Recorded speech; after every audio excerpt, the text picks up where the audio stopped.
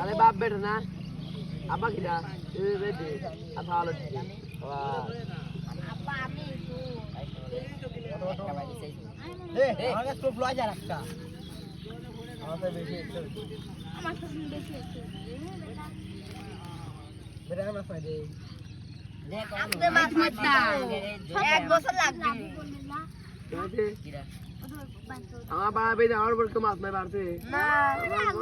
বাবা সবুজের কাছে কি জায়গা আর রোহানের কাছে জায়গা যা আসবি বল মাছ কই কই ছুড়েছি আমি একটু যা